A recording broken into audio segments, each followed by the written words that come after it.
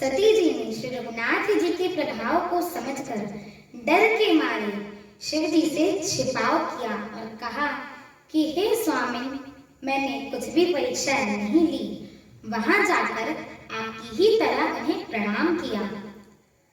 आपने जो कहा वह झूठ नहीं हो सकता है। मेरे मन में यह बड़ा पूरा विश्वास है।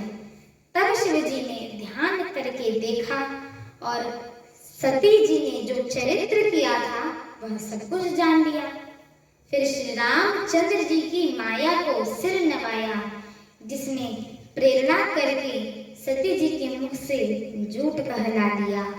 सुजान शिव जी ने मन में विचार किया कि हरि की इच्छा रूपी भावी बड़ी प्रबल है। सती जी ने सीता जी का वेश धारण किया। यह जानकर शिव जी के हृदय में बड़ा विषाद हुआ। उन्होंने सोचा कि यदि मैं अब सती से प्रीति करता हूँ तो भक्ति मार्ग लुप्त हो जाता है और बड़ा अन्याय होता है।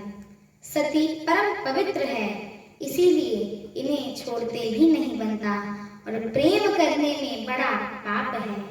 प्रकट करके महादेव जी ने कुछ भी नहीं कहते हैं, परंतु उनके हृदय में बड़ा संताप है। तब शिव जी ने प्रभु श्री रामचंद्र जी के चरण कमलों में सिर नवाया और श्री रामचंद्र जी का स्मरण करते हुए ही उनके मन में यह आया कि सती के इस शरीर से मेरी पति पत्नी रूप में भेंट नहीं हो सकती है। और शिव जी ने अपने मन में यह संकल्प कर लिया। स्थिर बुद्धि शंकर जी ऐसा विचार कर श्री रघुनाथ जी का स्मरण करते हुए अपने घर कैलाश को चले।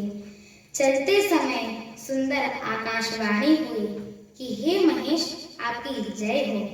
आपने भक्ति की अच्छी दृढ़ता की। आपको छोड़कर दूसरा कौन ऐसी प्रतिज्ञा कर सकता है। आप श्री रामचंद्र जी के भक्त हैं, समर्थ हैं एवं भगवान हैं। इस आकाशवाणी को सुनकर सती जी के मन में चिंता हुई और उन्होंने सकुचाते हुए शिव जी से पूछा कि हे कृपालु, कहिए आपने कौन सी प्रतिज्ञा की है। हे प्रभु, आप सत्य के धाम और दीन दयालु हैं। यद्यपि सती जी ने मुझे बहुत प्रकार से पूछा, परंतु त्रिपुरारी शिव जी ने कुछ न कहा। सती जी ने हृदय में अनुमान किया कि सर्वज्ञ शिव जी सब जान गए हैं। मैंने शिव जी से कपट किया है। स्त्री स्वभाव से ही मूर्ख और बेसमझ होती है। प्रीति की सुंदर रीति देखिए कि जल भी दूध के समान भाव बिकता है, परंतु फिर कपट रूपी खटाई पड़ते ही पानी अलग हो जाता है, अर्थात दूध फट जाता है और स्वाद प्रेम जाता है।